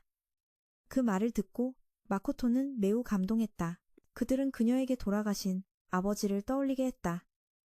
은행문 앞에서 무슨 일인지 파악하기도 전에 갑자기 긴 사다리가 내려와 그들이 들어갈 수 있게 해주었다. 들어가자마자 경비병을 만났다. 이를 쉽게 풀기 위해 그들은 학생회장이 보스의 고객이며 이곳의 회장님을 만나고 싶어 한다고 말했다. 경비병은 그녀가 미리 약속을 했는지 물었지만 놀랍게도 바로 뒤에 서 있던 보스가 부하들에게 일행을 들여보내라고 말했다. 이 녀석은 대낮에 헛된 꿈을 꾸고 있었다. 그는 일행이 300만 엔을 바치러 온 줄 알고 매우 기뻐했다. 그는 심지어 다단계처럼 너희가 돈을 못 구하면 이 형님이 하루에 10%라는 엄청나게 높은 이자로 빌려주겠다고 말했다. 이 말을 할 때 그의 눈에는 교활함과 교묘함 그리고 끝없는 탐욕이 드러났다. 니지마는 재빨리 계산해보니 이자만 해도 하루에 30만 엔이나 되었다. 먹잇감을 유혹하기 위해 카네시로는 그들에게 아주 많은 실행 가능한 선택지가 있다고 덧붙였다. 그는 그녀에게 자신과 제휴한 가게에 가서 몸으로 빚을 갚으라고 요구했다. 그게 멋지다고 생각했는지 그는 자신의 고객들은 전 세계의 VIP들이라고 자랑했다. 카네시로는 심지어 검사인 언니, 아름다운 니지마, 사해를 언급하며 마코토의 마음을 흔들었다. 그는 자신의 정보망을 얕보지 말라고 했다. 한참 동안 실컷 자랑을 한 뒤 이 녀석은 다시 모두를 협박하기 시작했다. 분명 이건 그가 먹잇감을 압박할 때마다 쓰는 버릇일 것이다. 이 말을 듣자 마코토는 더 이상 참을 수 없었다. 그녀는 저항하기 시작했고 올 것이 오고야 말았다. 그녀 안에 굳게 닫혀있던 반역의 영혼이 깨어났다. 페르소나와 계약을 맺는 데 성공한 그녀는 즉시 아주 멋진 오토바이를 타는 누님으로 변신했다. 그녀는 능숙한 운전 실력으로 경비병들에게 쓴맛을 보여주었다. 이 엄청나게 멋진 광경에 모르가나도 놀라움을 금치 못했다. 오랫동안 이 일을 해왔지만 이런 광경은 처음 봤기 때문이다. 그걸 본 보스 카네시로는 부하에게 이 일을 해결하라고 명령하고는 도망쳐버렸다. 별로 어렵지 않았다. 몇 번의 공격과 서로의 지원으로 우리 궤도단은 그 끝없는 탐욕의 소유자인 놈의 경비병들을 그 어느 때보다 쉽게 쓰러뜨렸다. 너무 분노한 마코토는 그를 여기서 끝장내려 했지만 모르가나가 제때 막았다. 그는 마음을 바꾸고 싶다면 보물을 훔쳐야 한다고 말했다. 그때 카네시로는 팬텀과 싸우기 위해 부하들을 더 불렀다.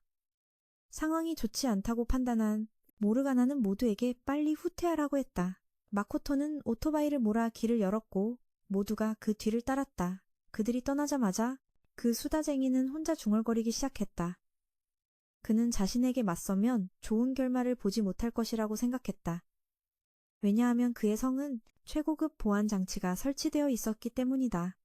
그들은 통과할 수 없을 것이고 그들의 미래는 더 이상 밝지 않을 것이다. 이 세계 내비에서 나와 정신을 차리자마자 현실 세계의 카네시로에게서 긴급한 내용의 메시지가 왔다. 한참 논의한 끝에 팬텀은 학생회장을 고문으로 영입하기로 결정했다. 다시 취조실로 돌아와 니지마는 아마미야의 새 동료가 자신의 여동생이라는 사실을 깨닫고 놀랐지만 크게 신경 쓰지 않고 카네시로 주냐를 어떻게 굴복시켰는지 계속 물었다. 우리는 다시 잘생긴 주인공의 회상으로 돌아간다. 이때 학생회장은 그에게 학생들이 점점 더 그녀가 방과 후 활동에 대해 물으면 경계한다고 불평하고 있었다. 그녀는 단지 모두를 더 이해하고 싶고 다른 사람들과의 거리를 좁혀 쓸모있는 사람이 되고 싶다고 말했다. 아마미야는 그녀에게 놀이공원이나 오락실에 가보라고 제안했다. 그곳에서 다른 학생들을 만날 수 있을 거라고. 궤도단과 며칠을 함께 보낸 후 마코토는 일행 전체와 점점 더 친해졌다. 그녀는 자신이 속할 곳을 찾았다고 느꼈다. 그녀는 그 어느 때보다 더 쓸모있는 사람이 될 수 있었다. 갑자기 어느 날 함께 길을 건너기 위해 신호등 앞에서 기다리고 있을 때 타카마키가 그녀에게 사과했다. 타카마키는 카모시다 건으로 마코토를 탓했던 것을 매우 후회한다고 말했다. 그녀는 매우 후회했고 며칠 동안 사과하고 싶었다고 했다. 니지마는 자신과 타카마키는 매우 닮았다고 생각했다. 둘 다 다른 사람을 돕고 싶어 하지만 아무것도 할 수 없었다. 그래서 두 사람은 화해하기로 했다. 이 일 이후 그들은 더욱 친해졌다. 이 콤비는 정말 대단하고 기대가 되었다. 임무를 수행할 때 마코토와 타카마키는 너무나 호흡이 잘 맞아서 어려운 임무도 순식간에 해결했다. 다른 멤버들조차 이 완벽한 영화 같은 협력에 다시 한번 놀랐다. 그날 밤 류지는 주인공의 집에 와서 TV를 설치해 주었다. 다시 한번 이 세계 팰리스에 들어갔다. 새로운 조언가의 지혜 덕분에 팀은 쉽게 카네시로의 은행 비밀번호를 풀었다. 그곳에 들어서자마자 그 끝없는 욕심쟁이의 속마음이 들려왔다. 그는 돈이 자신의 가치를 나타낼 수 있다고 믿었다. 새로운 친구들과 어울리며 마코토는 여러 곳을 놀러 다녔다. 평범한 학생들이 즐기는 것들을 경험했다. 놀고 난 후 그녀는 아마미야에게 카네시로가 재촉하고 있다고 말했다. 그들에게 남은 시간은 단 3일 뿐이었다. 그날 바로 행동에 나선 궤도단은 다시 한번 보스의 팰리스에 들어갔다. 하지만 보물이 아직 물질화되지 않아 예고장을 남기고 돌아올 수밖에 없었다. 마침내 니지마는 예고장이 타겟에게 보물이 위협받고 있다고 믿게 만들어 그것을 물질화시킨다는 것을 깨달았다. 이 방법은 단순하면서도 대담했다. 하지만 이번에는 어떻게 카네시로가 예고장을 보게 할지가 진짜 문제였다. 이를 위해 그들은 CBIA 센터 곳곳에 예고장을 붙이기로 했다. 내용은 카네시로 주냐, 탐욕스러운 죄인에게 돈의 눈이 먼 자여. 너는 미성년자를 노리는 끔찍한 방법으로 다른 사람들을 속였다. 우리는 내 입으로 직접 죄를 자백하게 만들 것이다. 너의 추악한 욕망을 훔쳐가겠다. 궤도단으로부터 무대는 준비되었다. 이제 시작할 시간이다. 이번에 그들은 악랄한 범죄 조직과 맞서 싸울 것이다. 멤버들의 기세와 함께 그들은 다시 한번 카네시로의 성에 들어갔다. 놀랍게도 이 녀석은 방 전체를 금고로 만들어버렸다. 알고 보니 이 녀석은 사회 밑바닥 출신이었다. 하지만 다른 사람을 돕는 대신 그는 그들의 등골을 빼먹기로 했다. 그는 자신이 똑똑하고 리더라고 생각하며 자신에게 속은 사람들은 모두 그럴만하다고 여겼다. 멍청해서 당한 것이라고. 말을 하며 손을 비비자 그는 징그럽고 추악한 파리로 변했다. 이 녀석은 정말 기괴하게 생겼다. 잠시 후 그는 팬텀의 공격을 몇 번 받은 뒤 반격했다. 그는 자신의 무기가 피기트론이라는 돼지 형태의 방어 로봇이라고 소개했다. 그는 그들을 향해 계속해서 총을 쏘았다. 그 바람에 일행은 잠시 후퇴해야 했다. 그가 그들을 끝장내려 할 때 타카마키가 필살기로 돈을 전부 태워버렸다. 그토록 집착하던 것이 눈앞에서 불타자 그는 혼란에 빠졌다. 그 틈을 타서 그가 집중력을 잃은 사이 팀원들은 재빨리 서로를 엄호하며 그를 쓰러뜨렸다. 공격을 받고 원래 모습으로 돌아온 카네시로는 울기 시작하며 자신이 있을 곳을 찾고 싶었을 뿐이라고 말했다. 그는 멍청하고 가난하고 못생겼기에 돈만이 그에게 설 자리를 마련해 주었다. 그는 팬텀이 사람의 마음을 바꿀 능력이 있다면 무엇이든 할 수 있지 않냐고 말했다. 그를 처리하려던 순간 그는 검은 가면을 쓴 사람을 조심하라고 경고했다. 지금까지 그들 외에는 아무도 팰리스에 들어온 적이 없었다. 낯선 사람이 더 있다는 건 불가능했다. 팰리스가 무너지는 것을 보고 생각할 겨를도 없이 그들은 목숨을 부지하기 위해 재빨리 도망쳤다. 아마미야의 집에 돌아오자 마코토는 돈이 가득 든 가방을 꺼냈다. 하지만 사실 그건 모두 가짜였고 전시용일 뿐이었다. 임무는 완벽하게 성공했다. 마코토는 매우 기뻐하며 크게 웃었다. 그녀 자신도 궤도단의 보상이 단지 승리감뿐이라는 것을 예상치 못했다. 현실로 돌아와 사회의 상사는 그 범죄 집단이 이상한 행동을 보이고 있다고 말했다. 그는 이번에 그들을 일망타진할 수 있을 거라고 생각했다. 카네시로가 괘씸한 것이 팬텀의 정의를 증명하는 증거가 되었다. 그로 인해 사람들도 그들을 더욱 신뢰하게 되었다. 아케치조차 교장실에서 이 사실을 어느 정도 인정했다.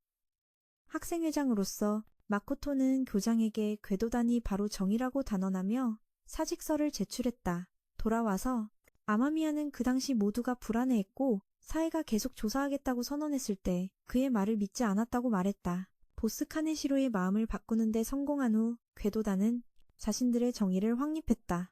동시에 그들은 대중과 고등학생 탐정 아케치의 신뢰를 얻었다. 영화의 시작은 타와라다 코이치라는 남자가 3건의 살인사건에 연루된 혐의로 경찰에 체포되는 장면이다. 그는 보수번영 민주당 당수의 아들이다. 또한 타와라다 코세이도 있다. 그는 증거인멸 혐의를 받고 있다. 두 사람 모두 매지로 경찰서에서 신문을 받을 예정이다. 동시에 TV에서는 기자가 질문을 던지고 있었다. 이 사건이 아케치의 지시로 해결된 것인지에 대해 우리의 고등학생 탐정은 겸손하게 단지 운이 좋았을 뿐이라고 대답했다. 한편 카페 주인은 아케치가 곧 제2의 탐정 왕자가 될 것이라고 생각했다. 말을 마치자마자 그가 가게 문 앞에 서 있어 주인을 깜짝 놀라게 했다. 카페에 들어와 커피 한 잔을 시킨 이 녀석은 이 기회를 틈타 우리 주인공에게 말을 걸었다. 체스판을 본 아케치는 재빨리 빌려서 아마미야에게 같이 두자고 청했다. 계속된 권유 끝에 마침내 아마미야도 그와 두기로 했다. 카페 주인은 어떻게 그가 방금 그 사건을 해결할 수 있었는지 묻고 싶었다. 하지만 흥미를 보이기도 전에 아케치는 기밀사항이라는 이유로 거절했다. 그걸 보고 아마미야는 궤도단 사건도 마찬가지냐고 물었다. 그러자 이 녀석은 동의하며 완전히 비밀이라고 했다. 고등학생 탐정은 카네시로 주냐 사건에서 궤도단이 자신보다 한 발 앞서 나간 것에 대해 아쉬움을 표하며 곧 궤도단의 정체를 밝혀내겠다고 선언했다. 다음 날 아침 사람들은 궤도단에 대해 이야기하거나 아케치가 막 해결한 사건으로 떠들썩했다. 범죄 조직 보스 사건 덕분에 궤도 채널 접속자 수가 점점 늘어났고 그것은 큰 파장을 일으켰다. 그 일은 미시마를 매우 기쁘게 했다. 한참 이야기하던 파란 머리 소녀는 자리를 떴다. 그런 기묘한 행동에 모르가나는 그가 정상인지 의문을 품었다. 미시마보다 더 흥분한 사람은 류지뿐이었다. 비록 모두가 그에게 자제하라고 조언했지만 사실 어쨌든 다들 행복해하고 있었다. 궤도단은 떠오르고 있었고 그들도 유명해지면서 많은 주목을 받았다. 마코토는 언니가 검찰청에서 그들을 조사하기 시작한 것 같다고 말했다. 즉, 유명해질수록 모두가 더 위험해진다는 뜻이었다. 마코토는 그들에게 카네시로의 팰리스에 있던 검은 가면의 남자도 조심해야 한다고 상기시켰다. 류지가 메멘토스에 가자고 제안하자 아마미야는 일이 있다며 거절했다. 그 말을 듣고 멤버들은 각자 자신의 일을 처리하기로 했다. 류지는 게임을 하러 가고 타카마키, 마코토, 모르가나는 고양이 카페에 가기로 했다. 모두가 떠나고 아마미야와 유스케만 남았다. 이때 화가 청년은 리더에게 상담할 일이 있다고 말했다. 한편 니지마 사에는 막 궤도단에 대한 조사 임무를 받았다. 임무를 즉시 수락한 그녀는 상사에게 결과를 가져오겠다고 약속했다. 카페에서 유스케는 자신이 끝없는 수렁에 빠진 것 같다고 말했다.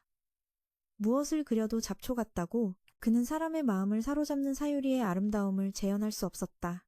유스케의 유일한 목표는 그런 순수한 아름다움을 추구하는 것이었다. 그는 장학금을 받으려 노력하고 있지만 만약 잃게 되면 학교를 떠나야 했다. 그래서 그는 조건을 유지하기 위해 계속해서 대회에 참가해야만 했다. 유스케는 자신이 돈과 지식을 위해 그림을 그리는 마다라메와 다를 바 없다고 느꼈다. 그는 아마미야가 자신을 도와주길 바랐다. 작품의 아름다움은 화가의 영혼에서 비롯되기에 그는 사람의 마음을 보고 싶어 했다. 이 말을 듣고 우리의 잘생긴 주인공은 즉시 동의했다. 그는 주변을 여유롭게 관찰하고 싶다고 말했고 그의 자유로운 영혼이 가장 주목한 것은 메멘토스였다. 동시에 아무도 모르는 곳에서 아케치는 몰래 한 무리의 사람들을 감시하고 있었다. 이때 메멘토스 안에서 유스케의 그림에 대한 영감은 그 어느 때보다 최고조에 달했다. 모든 디테일이 그에게는 소중한 모티브가 되었다. 다음 날 그는 욕망이라는 제목의 그림을 완성했다. 그것은 메멘토스에서 본 유스케의 시선으로 담아낸 욕망의 경외감과 마음의 심연이었다. 아무도 그림을 보러 오지 않아 슬퍼하고 있을 때 갑자기 한 사람이 나타나 그림을 보았다. 하지만 그는 이 그림이 여전히 평범하다고 평했다. 그 평가를 들은 후 유스케는 다시 한번 의욕을 잃었다. 갑자기 그가 돌아와 사과하며 자신을 일본 예술 지원 그룹의 이사장 카와나베 카이도라고 밝혔다. 그는 유스케를 식사에 초대하고 그를 후원하고 싶다고 말했다.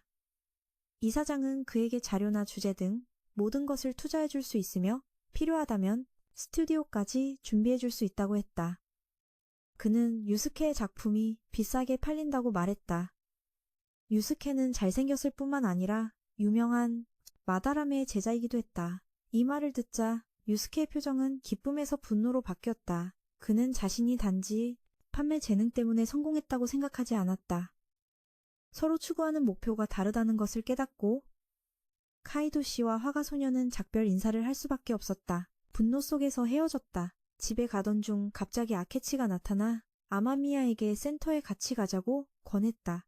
그곳은 베팅센터였다. 그와 아케치는 서로 계약을 맺었다. 학교에서 유스케는 주인공에게 허리가 끊어질 듯한 자세로 그림 모델이 되어달라고 하고 있었다. 타카마키의 감상을 듣고 그는 예술이 자신의 마음이라는 관점에 더욱 확신을 갖게 되었다. 그 무렵 아케치도 전시회에서 카와나베의 범죄 증거를 찾아냈다. 유스케의 욕망과 희망이라는 작품은 또다시 그 탐욕스러운 관장의 주목을 끌었다. 그는 또 유스케를 자기 밑에서 일하도록 깨웠지만 아마미야는 친구가 다시 좌절하지 않도록 그의 범죄 사실을 숨겨주었다. 지난 편에서 아케치와 아마미야는 비밀스러운 거래를 했다. 또한 우리 주인공은 유스케가 그림에 대한 열정을 되찾도록 성공적으로 도왔다. 이때 궤도단은 체포되었다. 기자들은 아케치가 이 사건에 관여했는지 알고 싶어 그의 차를 에워쌌다. 잠시 후 그는 운전기사에게 무리를 따돌리라고 부탁했고 동시에 사쿠라다몬 근처 오리바타로 가고 싶어 했다. 한편 취조실에서 니지마 사에는 검사로서의 입장을 버리고 이 궤도 사건에 직접 뛰어들었다. 이 일은 개인적인 일이 되었다. 그녀는 궤도단이 진짜 범죄자가 아니라는 아마미야의 말을 진심으로 믿게 되었다. 그들은 정의의 화신이었다. 블로그에서 몇 가지 사건을 해결한 후 시간은 평화롭게 흘러갔다. 학교도 점차 아마미야가 진정으로 속한 곳이 되어갔다. 쉴 곳을 찾던 중 그는 마코토를 만났다. 그녀는 기말고사가 다가오니 공부는 제대로 했으면 좋겠다며 궤도라 할지라도 성적을 잊어서는 안 된다고 그에게 일깨워 주었다. 이 말을 들은 아마미야는 그녀가 정말 학생회장답다고 감탄할 수밖에 없었다. 마코토는 자신을 책상에 얽매는 습관이 있다고 털어놓았다. 자신은 늘 모범생이었기에 학생회장도 쉽게 할 수 있을 거라 생각했다. 하지만 아마미야, 류지, 안과 어울리면서 자신의 다른 면을 보게 되었다. 시키는 대로만 하는 모범생은 정말 쓸모가 없었다. 너무 속마음을 드러낸 걸 깨닫고는 어색해하며 아마미야에게 잊어달라고 했다. 그날 밤 그녀는 처음으로 유흥가에 가보는 여고생 체험을 하고 싶었지만 무서워서 주인공에게 동행을 부탁했다. 주인공이 따라 나섰다. 그곳에 도착하자마자 그녀는 호객 행위를 당했다. 다행히 아마미야가 제때 그녀를 구해주었다. 겨우 정신을 차렸을 때 그들은 같은 학교 여학생이 수상한 카페로 들어가는 것을 목격했다. 바로 다음 날 타카오는 학생회장에게 불려가 이야기를 나누게 되었다. 두 사람은 무슨 일이 일어났는지 정신을 차릴 수 없었다. 그때 마코토는 아마미야에게 그 필통은 아버지가 사주신 것이라 버리지 못하고 항상 사용한다고 말했다. 아마미야에게 이 필통은 아버지가 사주신 것이라 버리지 못하고 계속 쓴다고 말했다. 그날 밤 막 유스케는 아마미야에게 모든 것이 해결되었다고 생각했지만 사실은 그렇지 않았다고 털어놓기 시작했다. 좋든 싫든 마다라메는 여전히 그의 가족이었고 그는 인생에서 그를 쉽게 버릴 수 없었다. 자신의 인생에서 그를 쉽게 버릴 수 없었다. 다시 돌아와 어둡고 감금된 방은 리더의 인생을 옥죄고 있었다. 니지마사의 검사는 아직도 자신의 여동생 마코토가 정말로 팬텀의 멤버라는 것을 믿을 수 없었다. 사에는 동생을 보며 무엇을 본 것인지 자문했다. 그녀는 아버지의 정의감을 이어받아 그것에 의지하며 다른 사람들을 너무 무시했다. 게임 센터에서 마코토는 아마미야에게 미래에 어떤 사람이 되어야 할지 물었다. 지금까지 법학을 전공하고 싶었던 것도 단지 모두와 언니를 만족시키기 위해서였기 때문이다. 또한 마코토는 그날 이후로 자신과 에이코가 점점 더 가까워졌다고 말했다. 그날 밤 마코토는 친구를 만나러 에이코가 일하는 곳에 다시 한번 찾아갔다. 미시마도 아마미야가 전에 거래했던 술고래 여기자를 만나러 그곳에 와 있었다. 그 무렵 에이코는 한 바람둥이 남자에게 추파를 던지고 있었다. 그는 마코토의 사진을 보자마자 얼굴이 일그러졌다. 갑자기 마코토가 아마미야에게 부탁할 게 있다며 메시지를 보냈는데 알고 보니 같이 놀러 가자는 것이었다. 레스토랑에서 에이코의 연인인 빨간머리 남자는 계속해서 두 사람을 깎아내렸다. 에이코가 자리를 비우자 마코토는 친구가 걱정되어 빨간머리 남자에게 친구에 대해 진심인지 물었다. 사실 이런 식의 연애는 우리 에이코를 제외하면 누구라도 걱정할 만했다. 다음 날 그 바람둥이 남자에 대한 의심으로 마코토는 다시 한번 주인공에게 도움을 청했다. 그녀는 아버지가 젊은 여성들을 노리는 범죄 조직을 수사하던 중 사고로 돌아가셨다고 말했다.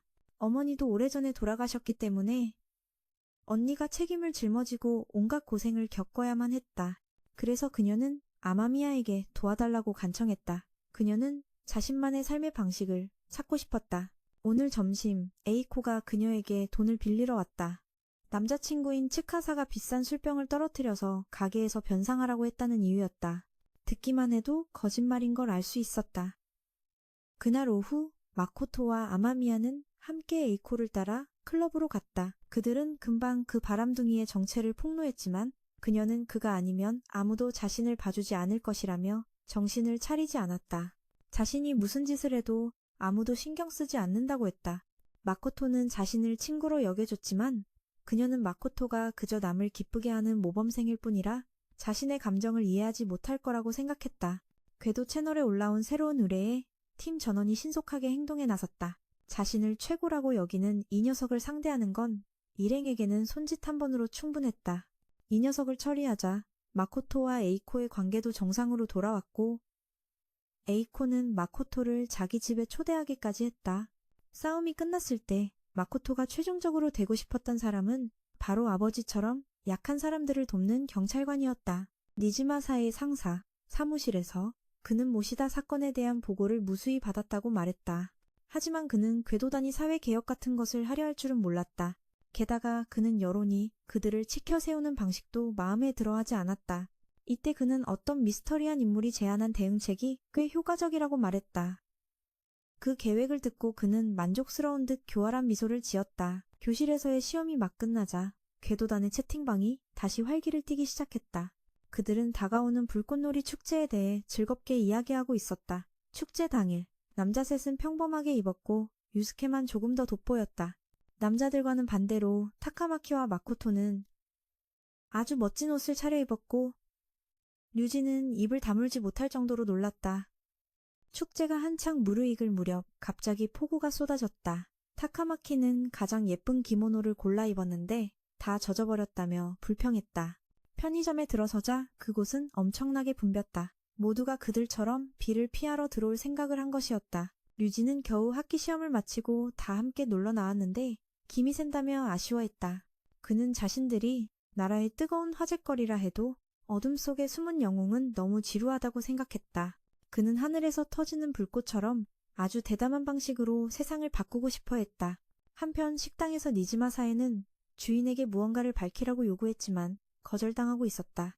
그녀가 무력하게 떠나자마자 뉴스에서는 카네시로 사건 이후 궤도단의 명성이 높아졌다는 소식이 나오고 있었다. 동시에 그들은 다른 나라들의 주목까지 받게 되었다. 메제드라는 국제 해커 그룹이 웹사이트에 팬텀을 향한 선전포고와 같은 공지를 올렸다. 그리고 이것이 바로 일본을 떠들썩하게 하고 있는 궤도단에게 보낸 메시지였다. 거짓된 정의를 퍼뜨리는 것을 멈춰라. 우리야말로 진정한 정의를 집행하는 자들이다. 하지만 우리는 관대하다. 궤도단, 너희가 마음을 고쳐먹는 데 동의한다면 우리에게 합류하는 것을 받아주겠다. 선전포고는 인터넷 전체로 퍼져나갔다. 이는 대중을 동요하게 만들어 일행에게 불리한 상황을 만들었다. 그 억압적이고 평화롭지 못한 도전을 알게 된 팬텀은 즉시 회의를 소집해야 했다. 알고 보니 이들은 불법적으로 인터넷에 접속하여 데이터를 변경하는 크래커들이었다. 메제드는 국제사회에서 인정받는 그룹이었다. 이 그룹은 사자의 서에 나오는 사악한 신에게서 영감을 받았다. 처음에는 기업들의 비리를 폭로했지만 나중에는 찾아낸 정보를 이용해 다른 사람들을 협박했다. 이들도 좋은 녀석들이 아니라고 판단한 궤도단은 그들을 무시하기로 결정했지만 모든 일이 예상대로 되지는 않았다. 그들은 정말로 일행 전원의 신원을 알고 있었다. 그날 밤 아마미야는 또 그 이상한 여의사에게 임상시험을 받으러 갔다. 일이 끝나자 그녀는 그에게 대기실에서 기다리라고 했다. 의자의 등을 기대자마자 자신을 알리바바라고 칭하는 자에게서 아마미야에게 메시지가 왔다. 그는 그를 정확히 궤도단의 리더라고 불렀다. 그러고는 이자는 연달아 무언가를 퍼뜨리기 시작했다. 팀원 각자에 대한 정보였다. 해커가 자신들의 모든 정보를 빼냈다는 것을 알게 된 모두는 불안해하지 않을 수 없었다. 노출을 피하기 위해 앞으로는 무슨 일이든 직접 만나서 얘기하기로 했다. 더는 휴대폰을 쓰지 않고 게다가 그 해커는 궤도단에게 한 사람을 개심시켜달라고 요구했다. 집에 막 돌아온 아마미야는 자신이 편지를 받은 것을 알게 됐다.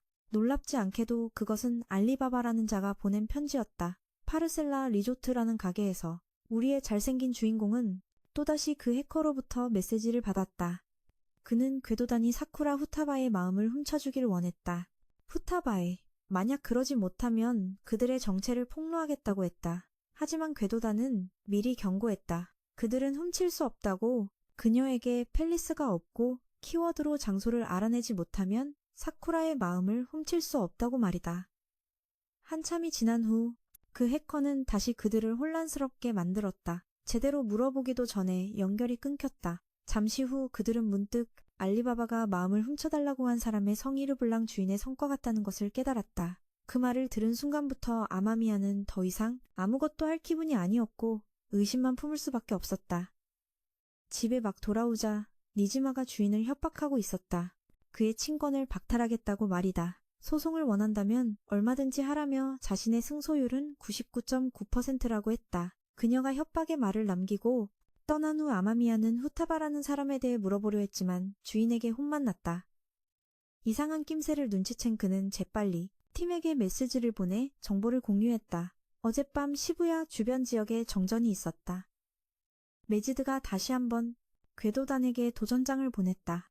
그들은 궤도단에게 정체를 밝히지 않으면 일본을 공격하겠다고 요구했다. 이 위급한 상황에 그들은 알리바바의 사쿠라 후타바건에 모든 것을 걸기로 했다. 그날 밤 모두는 서둘러 단서를 찾아 나섰다. 어두운 곳을 걷고 있을 때 갑자기 한 소녀와 마주쳤다. 마코토는 너무 무서워서 비명을 질렀다. 여기까지 와서 몇 가지 이유로 저는 이 애니메이션을 여기서 중단하도록 하겠습니다.